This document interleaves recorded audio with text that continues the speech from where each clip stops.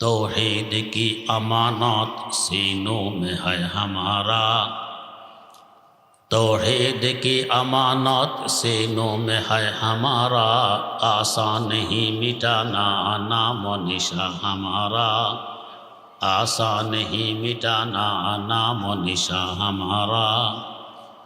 चीन अरब हमारा, हिंदोस्तां हमारा, मुस्लिम है हम वतन सारा जहां हमारा। যতদিন তৌহিদ থাকবে মিটানোর মতো শক্তি দুনিয়ার কারণে। তাই দেখা গেছে ইসলামের সবচেয়ে বেশি দাওয়াত দেয়া হয় তৌহিদের, সবচেয়ে বেশি গুরুত্ব তৌহিদের দাওয়াতের। দৈনিক অন্তত 5 বার মুয়াজ্জিনের কণ্ঠে তৌহিদের দাওয়াত ধ্বনিত হয়, যাকে আমরা আজান বলে থাকি। এমন কোনো মুহূর্ত বাদ নেই পৃথিবীতে যে মুহূর্তে আজান না হয়। সূর্য যেভাবে আস্তে আস্তে পশ্চিম দিকে চলছে, আজানও আস্তে আস্তে পশ্চিম দিকে চলছে। আজান শেষে দুরূদ শরীফ পড়ে যে একটি দোয়া পড়তে হয়, এই দোয়ার প্রথম বাক্য আল্লাহুম্মা রব্বা হাযিহি দাওয়াতি তাম্মাহ।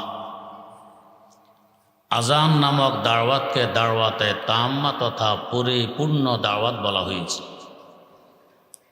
কেন পরিপূর্ণ? ডাকা হচ্ছে নামাজের দিকে, কল্যাণের দিকে। পরিপূর্ণ দাওয়াত কিভাবে হলো?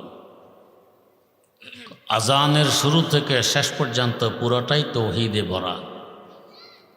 তাওহীদের কারণে এটা পরিপূর্ণ দাওয়াত।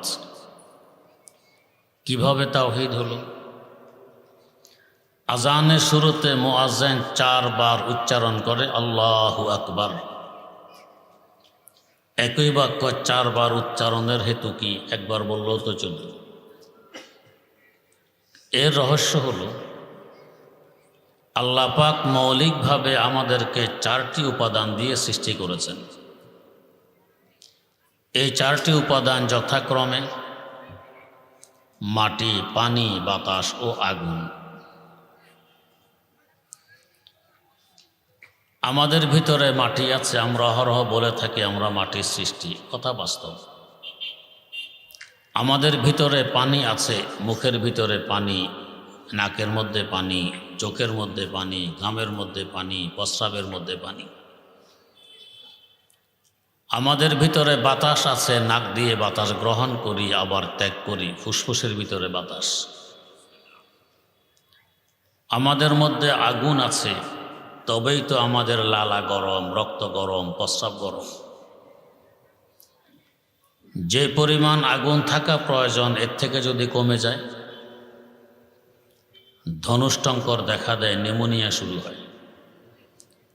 একেবারেই যদি নিঃশেষ হয়ে যায়, আমরা তখন শেষ হয়ে যাই, মারা যায়, জিন্দা থাকতে পারি না। এই যে 4টি উপাদান আমাদের ভিতরে আছে, এদের অস্তিত্ব বাইরেও আছে। ভিতরের তুলনা বাইরে অনেক বড় আকারে। যেমন মাটি, আমাদের বাইরে একটি মাটির বিশাল চাকা, যাকে পৃথিবী বলা হয়, আয়তন 20 কোটি বর্গ মাইল। শক্তিও তো অনেক। যে আশরাফুল মাখলুকাত মানব জাতি অসাধ্যকে সাধ্য করে, এই কোটি কোটি আশরাফুল মাখলুকাতকে মাটি হজম করে মাটি বানায় ফেলেছে। আমাদের আদি পিতা সাইয়্যিদেনা হযরত আদম আলা নবিয়্যিনা ওয়া আলাইহিস সালাতু ওয়াস সালাম থেকে নিয়ে আজ পর্যন্ত অসংখ্য মানুষকে মাটি হজম করে মাটি বানায় ফেলেছে। শক্তি কেমন! মাটির এই বড়ত্ব এবং শক্তি দেখে একটি সম্প্রদায় ধোঁকা খেয়ে গেছে। এদের স্বভাব, এরা বড় কিছু, শক্তিধর কিছু পেলেই পূজা পাঠ শুরু করে। এমনকি বড় একটি বটগাছ পেলেও পূজা আরম্ভ করে। তাই তারা মাটির এই বড়ত্ব এবং শক্তি দেখে মাটি দিয়ে মূর্তি নির্মাণ করে মাটির পূজা পাঠ শুরু করে দিয়েছে, মূর্তির পূজা। মুয়াজ্জিন প্রথমবার আল্লাহু আকবর বলে জানায়া দে, ও জগৎবাসী, মাটি কিসের বড় কিসের মহান? মহান তো মাটির সৃষ্টিকর্তা আল্লাহ রাব্বুল আলামিন। আল্লাহু আকবার, মহান তিনি। মাটির এ শক্তি নিজস্ব নয়, আমার আল্লাহর দেয়া। অতএব মাটি উপাস্য নয়, উপাস্য মাটির সৃষ্টিকর্তা আল্লাহ রাব্বুল আলামিন। তাই তাঁর ইবাদতের লক্ষ্যে আসো, তাঁর ঘর মসজিদে নামাজের দিকে, হাইয়া আলাস সালাহ। মাটির মূর্তির পূজার মধ্যে কোনো কল্যাণ নেই, কল্যাণ তো মাটির সৃষ্টিকর্তা আল্লাহ রাব্বুল আলামিনের ইবাদতের মধ্যে। অতএব আসো কল্যাণের দিকে, হাইয়া আলাল ফালাহ। যদি মাটির এই শক্তি নিজস্ব হতো, তো যেভাবে অসংখ্য মানুষকে মাটি হজম করে মাটি বানিয়ে ফেলেছে, এভাবে অসংখ্য মানুষ এখনো মাটির নিচে আছে। মাটি এদেরকে হজম করেনি, বরং সংরক্ষণ করেছে। সাইয়্যিদানা আলী মুরতাজা রাদিয়াল্লাহু তাআলা আনহুর খেলাফত কালে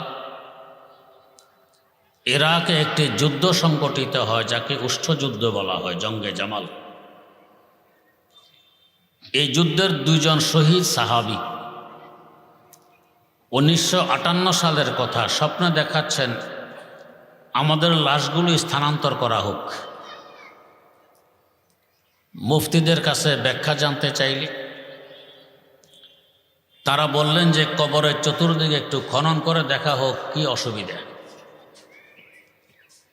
খনন করার পর দেখা গেছে ফোরাত নদী থেকে মাটির নিচ দিয়ে ক্যানাল প্রবাহিত হয়েছে, ওখান থেকে চুয়ায়ে চুয়ায়ে পানি কবরের ভিতরে ঢুকতেছে। সিদ্ধান্ত হলো লাশ স্থানান্তর করা হবে। লাশ স্থানান্তরের লক্ষ্যে যখন কবরগুলো খোলা হলো, মনে হলো যেন কান্নাহু দুফেনাল ইয়াউম, আজকে দাফন করা হয়েছে, অথচ 1400 বছর আগের কথা। কাফনের কাপড় কোনো স্পট নেই। যদি মাটির শক্তি নিজস্ব হইতো, এদেরকে কেন হজম করলো না? বোঝা গেছে শক্তি নিজস্ব নয়, আমার আল্লাহর দেয়া। তিনি শক্তি দিলে হজম করে, না দিলে হজম করতে পারে না। বেশি দূরের কথা নয়, আমাদের লাকসাম থানা আমার আব্বা জান রহমতুল্লাহ আলাইহের একজন মামাতো বোন, নাম ছিল হারেসা। এই হারেসা মারা গেছে। আব্বা জান রহমতুল্লাহ আলাইহের মামা বাড়িতে নেই, অনেক আগের কথা। তিনি তাঁর এই মেয়েকে খুব বেশি মহব্বত করতেন, ভালোবাসতেন। তখন তো আর ফোন নেই, মোবাইল নেই, জানানো হয়নি। মারা যাওয়ার 6 মাস পর তিনি বাড়ি এসেছেন, থাকতেন বাইরে। বাড়ি এসে দেখেন মেয়ে ঘরে নেই। অন্যরা বলতেছে না, হাবভাবে কিছু বুঝে ফেলেছেন। কবরস্থানে একটি নতুন কবরও আছে। রাতের অন্ধকারে কাউকে না জানাইয়ে, আবেগ সামলাইতে না পেরে মেয়ের কবর খুলে ফেলেছেন। দাফন করার 6 মাস পরে খুলে দেখেন যেন সে ঘুমিয়ে আছে, কিছুই হয়নি। যে অবস্থা রাখা হয়েছে এই অবস্থা এখনো আছে। তো বোঝা গেল মাটির শক্তি নিজস্ব নয়, আমার আল্লাহর দেয়া। তাই পূজা পাঠ মাটির মূর্তির হবে না, হবে মাটির সৃষ্টিকর্তা। তো এই আল্লাহু আকবরের ভিতরে তৌহিদের দাওয়াত। 2 নম্বর, আমাদের মধ্যে আছে পানি। পানি আকারে মাটি থেকে আরো বড়, শক্তিও আরো বেশি। পানির ধাক্কা মারলে মাটি ভেঙে চুরমার হয়ে যায়। আপনাদের কাছেই তো হাতিয়া, একসময় বছরে অন্তত 3 কিলোমিটার ভাঙত, পানি এই তো ভাঙে। আকারও পানি থেকে বড়। এই 20 কোটি বর্গ মাইল আয়তন, পৃথিবীর 77 ভাগ হইল পানি, মাত্র 23 ভাগ মাটি।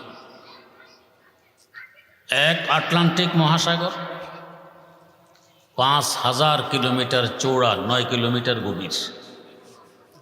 প্রশান্ত মহাসাগর আরও চৌড়া।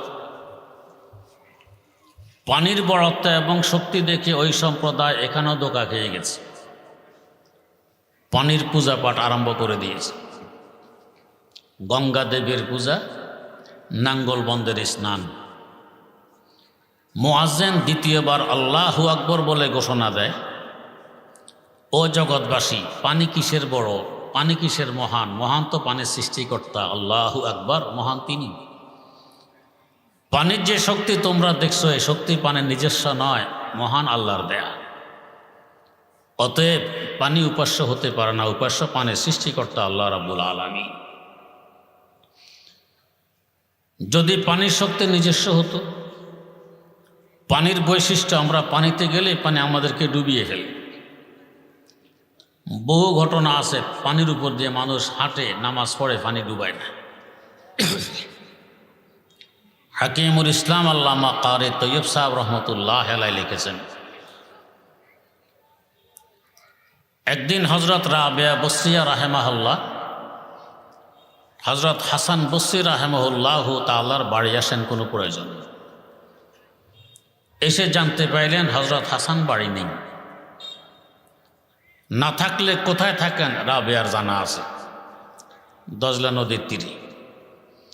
রাবেয়া সেখানে গিয়ে দেখতেছেন হজরত হাসান নদীর পানির উপরে জানামাজ বিছিয়ে নামাজ পড়তেছেন, ডুবতেছেন না। পানির শক্তি যদি নিজস্ব হইতো, তাকে কেন ডুবায় না? কুতবে ওয়াক্তা হজরত কারি ইব্রাহিম রহমতুল্লাহ আলাইহি, উজানির প্রথম পীর, তার যে জীবনে লিখেছেন, চরমনায়ের প্রথম পীর হজরত মাওলানা ইসহাক রহমতুল্লাহ আলাইহি, তিনি লিখেছেন, গভীর রাত কারি ইব্রাহিম রহমতুল্লাহ আলাইহি জানামাজ কাঁধে দ্রুত বাড়ি থেকে বেরিয়ে আসলেন। খাদেম তাকাই আছে, হুজুর এত রাত কই যান? খাদেম দেখতেছে পুকুরের ঘাট দিয়ে পানির উপর দিয়ে হাঁটতে হাঁটতে পুকুরের মধ্যখানে গিয়ে জানামাজ বিছিয়ে নিয়ত বানলেন আল্লাহু আকবর বলে তাহাজ্জুদ পড়বেন, ডুবতেছেন না। তো পানির ক্ষমতা যদি নিজস্ব হইতো, তাকে কেন ডুবায় না? বোঝা গেছে ক্ষমতা আমার আল্লাহর দেয়া, অনুমতি পাইলে ডুবায়, না পাইলে সংরক্ষণ করে। এখানে একটি প্রাসঙ্গিক কথা, এই বুজুর্গরা তাহাজ্জুদ তো শুকনা জায়গায় পড়তে পারতেন, পানির উপরে গিয়ে পড়ার হেতু কি, কেন পড়ে? এমনকি মাশায়েখরা মুরিদদেরকে পরামর্শ দিয়ে থাকেন যে কিছু সময় পানিতে গিয়ে থাকো। পানিতে গিয়ে থাকার অর্থ এই নয় যে পানিতে ডুব দিয়ে থাকো, সাগরের কোলে নদীর কিনারায় পানির কাছে গিয়ে থাকো, পরামর্শ দেন। তো পানির সাথে কেন তাদের এত সম্পর্ক? এর কারণ দুইটি। এক কারণ, পানি হইল নরম, এত নরম যে পেটে ঢুকানোর জন্য চিবানোর প্রয়োজন পড়ে না, গিললেই পেটে ঢুকে। নরমের কাছে গেলে তার প্রভাব পড়ে আমাদের কলব নরম হয়, আর নরম কলবে সহজে আমার আল্লাহ ধন্না দেন। আগের যুগে একজন মানুষ মারা গেলে পুরা এলাকা শোকের ছায়া নেমে আসত। এখন চোখের সামনে কত মানুষ মারা যাচ্ছে, অনুভূতিতেও আসে না। ব্যবধান কেন? আগের যুগে মানুষ কাঁচা ঘরে থাকতো, নরম ঘরে, তাই কলব নরম থাকতো। এখন পাকা ঘরে থাকে, শক্ত ঘরে, তাই অন্তর শক্ত হয়ে গেছে। পানি নরম, নরমের কাছে গেলে নরমের প্রভাব আমাদের অন্তরে পড়ে, অন্তরও নরম হয়। আমার আল্লাহ নরম, কলবও নরম, নরমের সাথে নরমের সম্পর্ক হয় সহজে। জিনসে হামর জিনসে হারা তালকাম রে, জিনসে হামর জিনসে হারা জাজবন, কুনদ হর জিনসে বাহাম জিনসে পরবাজ, কবুতর বাজ বাবাস, জাগো বাজাগা কুনদ আওয়াজ হা, বুলবুলা বা বুলবুলা পরবাজ হা, বুলবুলা বা বুলবুলা পরবাজ হা। নরমের সাথে নরমের সম্পর্ক আমার আল্লাহ সহজে নরম কলবে দন্না দেন। আমার আল্লাহ নরম, রহমান নরম, রহিম নরম, ওয়াদুদ নরম, গফফার নরম, সত্তার নরম, ওয়াহাব নরম, মুতি নরম, মুহয়ি নরম। আমার আল্লাহ নরম। তাই কোনো বুজুর্গ বলেছিলেন, আয় রব তো কারিমি ও রাসূলে তো কারিমি, আয় রব তো কারিমি ও রাসূলে তো কারিমি, সদ শুকরকে হাসতে মমিয়ানে দো কারিমি, সদ শুকরকে হাসতে মমিয়ানে দো কারিমি। আল্লাহ, তুমি এক নরম খোদা, তোমার হাবিব আরেক নরম রাসূল, দুই নরমের মধ্যখানে আমি। নিষ্ঠুরেরা তাড়িয়ে দেয় দুয়ার থেকে, আর নরমেরা বুকে জড়িয়ে ধরে। তাই আমি আশাবাদী, ফেলে দিতে পারবে না।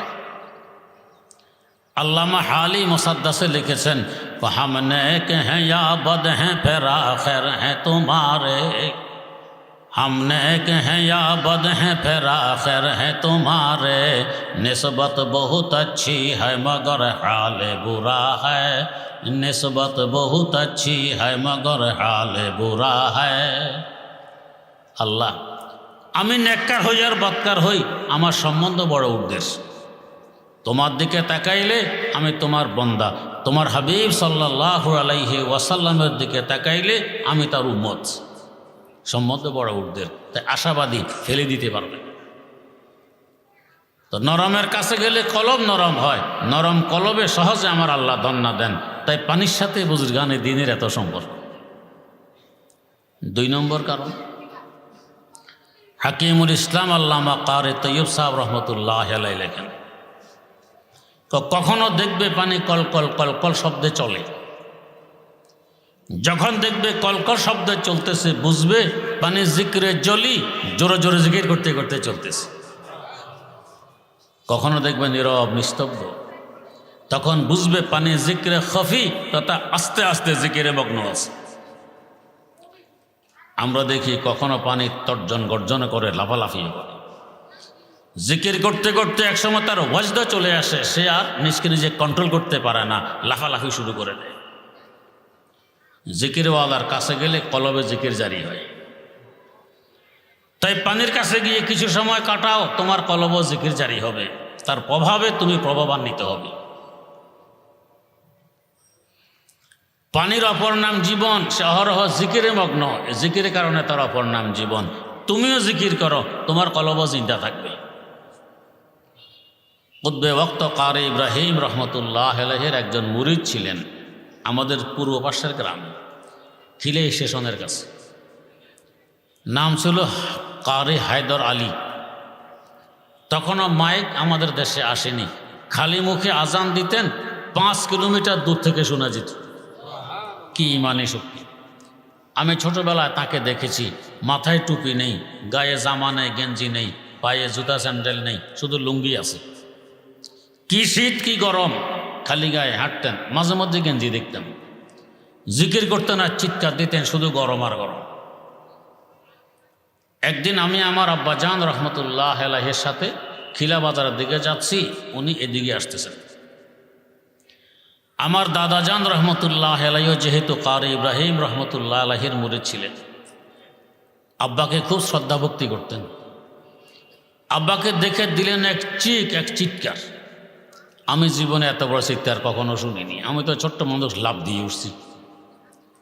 চিৎকার দিয়ে বলতেছেন, জিকিরে গো জিকিরে গো জিকিরে তোরা জানাস, জিকিরে গো জিকিরে গো জিকিরে তোরা জানাস, তে দিলেরা জিন্দা কুনি যে জিকিরে রহমানাস। জিকির করতে থাকো, জিকির করতে থাকো, জিকির তোমার জীবন। রহমানের জিকিরের মাধ্যমে তোমার কলবকে জিন্দা রাখো। পানি সবসময় জিকিরে মগ্ন, তার অপর নাম জীবন। তো তুমিও পানির কাছে গিয়ে কিছু সময় থাকো, তার প্রভাবে তোমার কলব মাওলার জিকির জারি হয়ে যাবে, কলব জিন্দা হবে। তো যাই হোক, বলতেছিলাম পানির শক্তি যদি নিজস্ব হতো তো পানি এই বুজুর্গদেরকে কেন ডুবায় না? বোঝা গেছে শক্তি নিজস্ব নয়, আমার আল্লাহর দেয়া। অতএব মহান তিনি, ইবাদত করতে হবে তার, গঙ্গা দেবীর নয়, নাঙ্গলবন্দের নয়। তৌহিদে খালেস। 3 নম্বর, আমাদের মধ্যে আছে বাতাস। বাতাস আকারে পানি থেকেও বড়, শক্তিও আরো বেশি। কোটি কোটি টন পানি বাতাস দক্ষিণ দিক থেকে ঠেলে উত্তর দিকে নিয়ে যায়। আমরা মেঘমালা আকারে দেখি। এই পানিগুলো যদি বলে বাতাস, তোর ঠেলায় আমরা উত্তর দিকে যাব না, আমরা যাব দক্ষিণ দিকে, পারবে? পারবে। ডক্টর ইকবাল মরহুম তাই বলে গেছেন, কোন লাতা খিঁচে কর দক্ষিণ সে বাদে সাজেগার, কোন लाता खींच कर दक्षिण से बादे साजगार, ये ज़मी किसकी है और किसका है नूरे आफताब। বাতাসের শক্তি দেখে আকারে বড় দেখে কেউ ধোঁকা খেতে পারে, মুয়াজ্জিন তৃতীয়বার আল্লাহু আকবার বলে জানায় দেয়, ও জগৎবাসী, বাতাসের শক্তি নিজস্ব নয়। বাতাস কিসের বড়? বড় তো বাতাসের সৃষ্টিকর্তা। বাতাস কিসের মহান? মহান তো বাতাসের সৃষ্টিকর্তা। আল্লাহু আকবার, মহান তো তিনি। যদি বাতাসের শক্তি নিজস্ব হতো, বেশি দূরের কথা নয়, লাকসামের পূর্ব দিকে আমার খালু হজরত মাওলানা আজিজুল্লাহ রহমতুল্লাহ আলাইহি, গ্রামের নাম 14 দোনা। খালু দারুল উলুম দেওবন্দ থেকে লেখাপড়া করে এসেছেন বাড়ি। এসে দেখে তার গ্রামে রূপবানের গান হবে, রূপবানের গান। জুমার দিন মসজিদে তিনি ওয়াজ করলেন এই সম্পর্কে, এগুলো হারাম, কবিরা গুনাহ, এতে গজব অবতীর্ণ হয়। কিছু লোকজন দাঁড়াইয়ে গেল, ঠিক আছে হুজুর, মাগরিবের পর তো আজকে শুরু হবে, আপনি আসবেন, আমরা এই প্যান্ডেল ভেঙে দিব, গান হতে দিব না। খালু তো বড় খুশি, লোক পাওয়া গেছে, গান আর হবে না, প্যান্ডেল ভেঙে দেয়া হবে। কিছুক্ষণ পর এক লোক খালুর বাড়ি এসে বলতেছেন, হুজুর, যারা দাঁড়িয়েছে এই গানের প্যান্ডেল ভেঙে দিবে, আপনি এদেরকে চিনেন? খালু বললেন, বহুদিন যাবৎ দেশের বাইরে দেওবন্দে, এদেরকে তো চিনি না। এরাই তো গানের আয়োজক, এরা এখন মিটিং করেছে, আমি সেখান থেকে এসেছি। তারা সিদ্ধান্ত নিয়েছে মৌলবী আসুক, হাত পা বেঁধে রেখে তার সামনে নারী নাচাবো, গান গাওয়াবো, মৌলবীর শক্তি কতটুকু আমরা দেখে ছাড়ব। মৌলবীর শক্তি কতটুকু দেখে ছাড়ব। মৌলবীকে দেখতে যদিও জীর্ণ শীর্ণ দেখা যায়, কিছু মৌলবী আলহামদুলিল্লাহ এমন আছেন, হাত তুললে হাত আরশে মুআল্লা পর্যন্ত পৌঁছে। খাজা আজিজুল হাসান মজজুব রাহিমাহুল্লাহ, হাকিমুল উম্মত মুজাদ্দিদুল মিল্লাত হযরত শাহ আশরাফ আলী থানভী রাহমাতুল্লাহ আলাইহির খলিফা। বুড়ো মানুষ রাস্তা দিয়ে হাঁটতেছেন, রাস্তায় কাদা, বৃষ্টি হয়ে গেছে। পার্শ্বে এক যুবক যুবতীও হাঁটে, এরা একে অপরের প্রেমিক প্রেমিকা। হজরতের পায়ের নিচ থেকে একটু কাদা ছিটে গিয়ে যুবতীর গায়ে পড়ছে। এই দেখে যুবক এগিয়ে এসে এক ধাক্কা মারে হজরতকে কাদায় ফেলে দেয়। হজরত কিছুই বললেন না, লড়খড় করে উঠে পথ চলা আরম্ভ করলেন। যুবতী 2-4 কদম চলতে না চলতে পা পিছলিয়ে পড়ে পা উল্টে গেছে, এখন আর উঠতে পারতেছে না। আশেপাশের লোকেরা ছুটে এসে বলছে, বেটা, তুমি যে বুড়ো লোকটিকে ধাক্কা মেরে কাদায় ফেলে দিয়েছ, তুমি চিনো লোকটিকে? না, আমি চিনি না। তাড়াতাড়ি গিয়ে ক্ষমা চাও, না হয় তোমার প্রেমিকা আর উঠতে পারবে না, তার কবর রচিত হবে।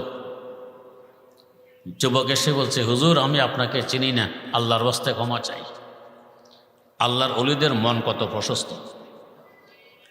জবাব দিলেন, বেটা, আমরা এতক্ষণ দেরি করি? তুমি আমাকে ধাক্কা মেরে ফেলে দিয়েছ, আমার কাছে আসবে, ক্ষমা চাও, ক্ষমা করব, এতক্ষণ দেরি করি? তুমি ধাক্কা মেরে ফেলে দিয়েছ, আমি আগে তোমাকে ক্ষমা করেছি, এরপর উঠে পথ চলা আরম্ভ করে দিয়েছি। তবে বেটা, স্মরণ রাখবে, এই যুবতীর সাথে তোমার ভালোবাসার সম্পর্ক, তাই তার গায়ের কাদা তুমি সইতে পারোনি, আমাকে ধাক্কা মেরে কাদায় ফেলে দিয়ে প্রতিশোধ নিয়ে নিয়েছো। বেটা, স্মরণ রাখো, এমন ভালোবাসার সম্পর্ক আমারও একজনের সাথে আছে। তোমার এই ধাক্কা তিনিও সইতে পারেননি, তোমার প্রেমিকাকে ফেলে দিয়ে তিনিও প্রতিশোধ নিয়ে নিয়েছেন। বতর সাজ আহে মজলুমা কে হাঙ্গামে দোয়া কর দান, বতর সাজ আহে মজলুমা কে হাঙ্গামে দোয়া কর দান, ইজাবত আজ দরে হক বাহরে ইস্তেকবাল মি আয়াত, ইজাবত আজ দরে হক বাহরে ইস্তেকবাল মি আয়াত। মজলুমের ঠান্ডা শ্বাস, দীর্ঘ আহকে ভয় করো। এরা এখানে আহ করে, মুহূর্তের মধ্যে আরশে মুআল্লায় পৌঁছে। জালেমের শাস্তি আখিরাতে তো আছেই, আল্লাহ পাক দুনিয়াতেও দেখায় দেন জালেমের পরিণতি কি হয়। মৌলবী আসুক, হাত পা বেঁধে রেখে তার সামনে নারী নাচাবো, গান গাওয়াবো, দেখি মৌলবী শক্তি কি করি। খালুর মনটা ভেঙে গেল। আসর পরে ঘরে এসে আমার খালাকে বললেন, আমাকে একটি মশারি দাও। খালা মশারি দিলেন, তিনি মশারি নিয়ে আরেক ঘরে ঢুকলেন। বললেন, কেউ যদি আমার খোঁজে আসে বলবে উনি আসর পর ঘর থেকে বেরিয়ে গেছেন, ঘরে আর ফিরেননি। আমি যে এই ঘরে আসি এটা বলবে না। ঘরে ঢুকে দুয়ার জানালা বন্ধ করে দিলেন। ভিতরে কি করেছেন খালু জানেন, খালুর আল্লাহ জানেন। মাগরিবের পর এরা তো অপেক্ষা আছে, মৌলবী আসবে, হাত পা বেঁধে রেখে নারী নাচাবে, গান গাওয়াবে। মৌলবী তো আসতেছে। কিছুক্ষণ অপেক্ষা করে এসেছে খালুর বাড়ি, খালুকে খুঁজতে। খালাম্মা জবাব দিলেন, আসরের পর ঘর থেকে বেরিয়ে গেছেন, ঘরে আর ফিরে আসেননি। কিছুক্ষণ অপেক্ষা করে তারা তাদের গান বাদ্য নাচ গান শুরু করে দেয়। মৌলবীর শক্তি কি পরিমাণ আমার আল্লাহ দেখানো শুরু করে দেন। মারাত্মক আকারে ঘূর্ণিঝড় আরম্ভ হয়। এমন মারাত্মক ঘূর্ণিঝড়, রাতের অন্ধকারে যখন বিদ্যুৎ চমকে 15-20 কিলোমিটার দূর থেকে দেখা গিয়েছে মানুষের ঘরের টিন আকাশে উঠতেছে। জব্বর মিয়ার হালের বলদ পার্শ্ববর্তী গ্রামের আরেকজনের তালগাছের আগা নিয়ে তুলছে। কবিতা পর্যন্ত বেরিয়েছিল, জব্বর মিয়ার হালের বলদ তালগাছের আগায়। টিউবওয়েলকে মশাইয়ে ছিঁড়ে উড়াই নিয়ে গেছে। আমার বড় ভাই পরের দিন গেছেন দেখতে, বিশাল তুফান। খালু খালার কি অবস্থা দেখতে গেছে। ভাই ফিরে এসে বললেন, যখন এলাকায় পৌঁছে দেখি সব সমান হয়ে গেছে, কিয়ামত কায়েম হয়ে গেছে, গাছগাছালি নেই, ঘর বাড়ি নেই, সব সমান। মধ্যখানে একটি বাড়ি দেখা যায়। ওই বাড়িতে গিয়ে দেখি এটাই আমার খালুর বাড়ি, এই বাড়ির একটি কলা গাছও ভাঙেনি। তো আশপাশে কিয়ামত কায়েম হয়ে গেল, ওই বাড়ির কলা গাছ ভাঙলো না। বোঝা গেছে বাতাসের শক্তি নিজস্ব নয়, আমার আল্লাহর দেয়া। সেখান থেকে খালু প্রসিদ্ধি লাভ করে। মানুষে বলতো তুফান্নে মালানা। তুফান্নে মালানা বললে সবাই চিনি। তাই মুয়াজ্জিন তৃতীয়বার আল্লাহু আকবর বলে জানায় দেয়, ও জগৎবাসী, বাতাসের শক্তি নিজস্ব নয়, আমার আল্লাহর দেয়া। বাতাস কিসের মহান? মহান বাতাসের সৃষ্টিকর্তা আল্লাহ রব্বুল আলামিন। আল্লাহু আকবার। অতএব ইবাদত তার করতে হবে, বাতাসের নয়। চতুর্থ নম্বর, আমাদের মধ্যে আছে আগুন। আগুন আকারে বাতাস থেকেও বড়, শক্তিও বাতাস থেকে বেশি। কোটি কোটি মাইল উপর দিয়ে আগুনের দেশ, যাকে কোররায়ে নার বলা হয়, আগুনের দেশ। শক্তি এই পরিমাণ, আগুন মাটিকে পুড়ে পাথরের ন্যায় শক্ত ইট বানাইয়ে ফেলে। তাপ আরো বাড়লে ইট ঝাপা হয়, আরো বাড়লে মাটি পানি হয়ে যায়। আগুন পানিকে শুকিয়ে ফেলে। আগুন জ্বালাই দিলে ভিতরে বাতাস ঢুকতে পারে না, আগুনের ভিতরে অক্সিজেনও পাওয়া যায় না, থাকে না। কেবল শক্তি। আগুনের এই বড়ত্ব আর শক্তি দেখে আরেক সম্প্রদায় ধোঁকা খেয়ে গেছে, পারস্যের অগ্নিপূজক। আগুন জ্বালিয়ে আগুনের পূজা পাঠ করে। মুয়াজ্জিন চতুর্থবার আল্লাহু আকবর বলে জানায় দেয়, ও জগৎবাসী, আগুনের এই শক্তি নিজস্ব নয়, আমার আল্লাহর দেয়া। আগুন কিসের বড়, কিসের মহান? মহান তো আগুনের সৃষ্টিকর্তা আল্লাহ রাব্বুল আলামিন। আল্লাহু আকবার। অতএব পূজা পাঠ আগুনের হবে না, আগুনের সৃষ্টিকর্তা আল্লাহ রাব্বুল আলামিনের হবে। যদি আগুনের শক্তি নিজস্ব হতো, শাইখুল হাদিস আল্লামা জাকারিয়া রহমতুল্লাহ আলাই তারিখে মাশায়েখে চিশত নামক কিতাবে লিখেছেন, হজরত মুঈনুদ্দিন আজমিরি রহমতুল্লাহ আলাইহির পীর খাজা ওসমান হারুনি রহমতুল্লাহ এক জায়গায় সফর অবস্থায় দেখতেছেন লোকেরা আগুন জ্বালাইয়ে আগুনের পূজা পাঠ করে। কেউ সেজদা দেয়, কেউ তওয়াফ করে, কেউ কুন্নিশ করে। বুঝাইলেন, বাবারা, আগুন উপাস্য নয়, উপাস্য আগুনের সৃষ্টিকর্তা। এরা বলে আমাদের বাপদাদা 14 গোষ্ঠী আগুনের পূজা করে আসতেছে, তোমার কথা আমরা ছেড়ে দিব? তাহলে তো বোঝা গেছে বহুদিন যাবৎ আগুনের পূজা করতেছো তোমরা। কয় হ।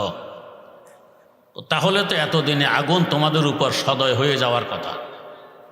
এর আবার কি অর্থ?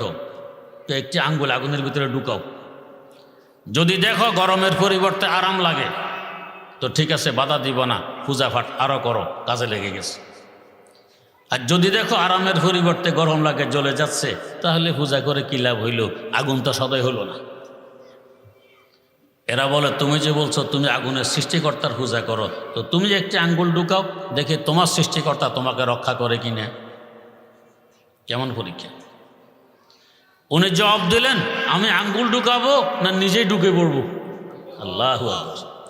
এ কথা বলে নিজে ঢুকে পড়লেন আগুনের ভিতরে। কিছুক্ষণ ঘুরে ফিরে বেরিয়ে আসলেন, একটি পশম পর্যন্ত আগুন জ্বালাইল না। আগের জমানার নবীদেরকে আমার আল্লাহ যে সমস্ত মুআজিজা দান করেছেন, শেষ জমানার নবীর উম্মতকে আল্লাহ পাক এগুলো কারামত হিসাবে দান করেছেন। তো মুআজিজা ইব্রাহিমী খাজা ওসমান হারুনি দেখাই দিলেন, ঘুরে ফিরে বেরিয়ে আসলেন, একটা পশমও জ্বলল না। আগুনের শক্তি যদি নিজস্ব হইতো তাকে কেন জ্বালাইল না? বোঝা গেছে শক্তি ঋণ করা আমার আল্লাহর দেয়া। আমার আল্লাহ অনুমতি দিলে জ্বালায়, না দিলে রক্ষা করে। মুসলিম শরীফ দ্বিতীয় খণ্ডে একটি ঘটনা আছে। মুসনদে শরীফে ঘটনাটি বিস্তারিত আলোচনা আছে। এক মুশরিক কাফের, মুশরিক বাদশাহ অনেক অর্থ ব্যয়ে শাহী ঠাট বাটে বিশাল আকারের একটি মূর্তি নির্মাণ করে। মাঝে মধ্যে এই ধরনের লোকদের মাথার মধ্যে বুট চাপে। অনেক অর্থ ব্যয়ে শাহী ঠাট বাটে বিশাল আকারের মূর্তি নির্মাণ করে। পার্শ্বে অগ্নিকুণ্ডলী। এরপর সারা দেশে দোল পিটায়, আমার দেশে যত বাসিন্দা আছে অমক তারিখের ভিতরে ভিতরে আমার এই শাহী মূর্তিকে বাধ্যতামূলক সেজদা দিতে হবে। যে অস্বীকার করবে, সেজদা দিবে না, তাকে অগ্নিকুণ্ডলিতে নিক্ষেপ করা হবে। নাস্তিকেরা, মোরতাদেরা, কাফেরেরা, মুশরিকেরা দলে দলে আসে, সেজদা দেয়, কি আনন্দ আর ফুর্তি। কিন্তু কোনো মুসলমান আসতেছে না। যেদিন লাস্ট ডেট, আজকে বাধ্যতামূলক আসতে হবে, সর্বপ্রথম একজন মহিলা একটি দুধের শিশু কোলে করে বাদশাহ দরবারে হাজির। বাদশাহ মহিলাকে আদেশ দেয়, গুফতে আয়োজন পেশে ইবুত সেজদা কুন ওয়ারনা দর আতিশ বসুজি বেসাকুন ওয়ারনা দর আতিশ বসুজি বেসাকুন। ও মহিলা, আমার শাহী মূর্তিকে তাড়াতাড়ি সেজদা দাও, অন্যথায় আগুনে নিক্ষেপ করা হবে। সৃষ্টিগতভাবে নারীরা হয় ভীতু, ভয় পায় বেশি। কিন্তু যদি ঈমান ভিতরে থাকে, যে ঈমানে বলে বলিয়ান, সে চাই নারী হোক চাই পুরুষ, কোনোদিন ভীতু হয় না, এ হয় বীর পুরুষ। কারণ ঈমানদার, যার সিনার ভিতরে তৌহিদের মতো দৌলত আছে, সে মৃত্যুকে কোনোদিন ভয় পায় না। আর যে মৃত্যুকে ভয় পায় না, তার থেকে বড় বীর পুরুষ আর কেউ হতে পারে না। আমি আমার যে ওস্তাদের কাছে বুখারী শরীফ দ্বিতীয় খণ্ড পড়েছি, হুজুর একটি ঘটনা শুনাইলেন।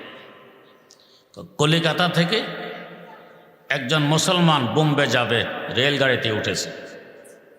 পুরো বগিতে সব হিন্দু, একজন মাত্র মুসলমান। আর ওই সময় ছিল হিন্দুদের রোজার সময়। ওদের রোজা আবার একটু ব্যতিক্রম ধর্মী। দুধ, কলা, চিড়া, মুড়ি, ফল ফলা দেখেই ফ্যাট বোঝাই করেন, রোজা ভাঙবে না। ধোঁয়া যদি ঢোকে তাহলে আবার রোজা ভাঙে। এই মুসলমান ধূমপানের অভ্যাসী, বেচারা বিড়ি ধরায়নি। একজন হিন্দু উঠে এসে তার মুখ থেকে বিড়ি টেনে বাইরে ফেলে দেয়। বেচারা একা মানুষ, চুপচাপ বসে আছে। কিছুক্ষণ পর দাঁড়াইল, দাঁড়াইয়া বলছে, এক জরুরি এলান সমাত ফরমাইয়ে, একটি জরুরি ঘোষণা। সবাই চৌকান্না, মুসলমানের বাচ্চা কি বলে। এরপরে বলতেছে, আগার ইহা মেরি নাশ গির যায় বরাহে করম ফলা স্টেশন উতার দেনা। যদি এখানে আমার লাশটা পড়ে যায়, মেহরবানি পূর্বক অমুক স্টেশন নামাই দিবেন। এ কথা বলে চুপচাপ বসে আছে, কাজও নেই, কথাও নেই। একটু পরে আবার ওই কথা, এক জরুরি এলান সমাত ফরমাইয়ে, अगर यहाँ मेरी नाश गिर जाए बराहे करम फला स्टेशन उतार दे। এভাবে তিনবার ঘোষণার পর বিড়ি বের করে আবার দৌড়াইছে এখন বিড়ি টান দে দোঁয়া ছাড়ার সময় একজন হিন্দু বেচারার মুখে গিয়ে এর মুখে দোঁয়া ছাড়ে। এই করতে করতে এক একজন করে পুরা বগি সকলের মুখে দোঁয়া ছেড়ে নিজের সিটে বসে বাপের বাটা এখন বিড়ি খায়। একটা হিন্দু সাহসে কুলাইল না, তার মুখ থেকে বিড়ি টেনে ফেলে দিবে। কেন? সে জীবনের মায়া ছেড়ে দিয়েছে। যে বন্দা জীবনের মায়া ছেড়ে দেয় তার থেকে বড় বীর পুরুষ দুনিয়াতে আর কেউ নেই। কাফের মুসলমানের যখন যুদ্ধ হয় সংখ্যায় মুসলমানরা থাকে কম, কাফেরা থাকে বেশি, মুসলমান জয়ী হয়। কারণ কি? এরা জীবনের মায়া করে না। আমি বাঁচলে গাজী, মারা গেলে শহীদ, কোনোটার দাম কম নয়।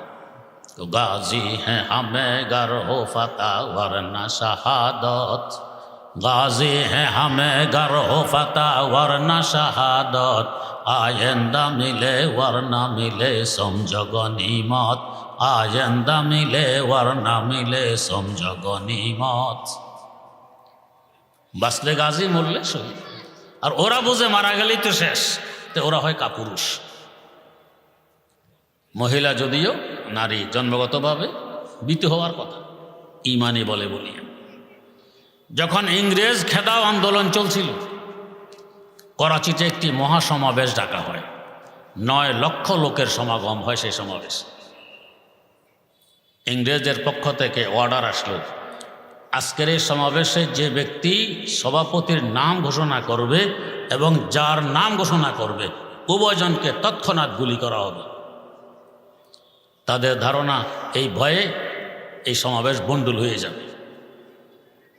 মঞ্চে হিন্দু নেতা নেত্রীও আছে, মুসলমানও আছে।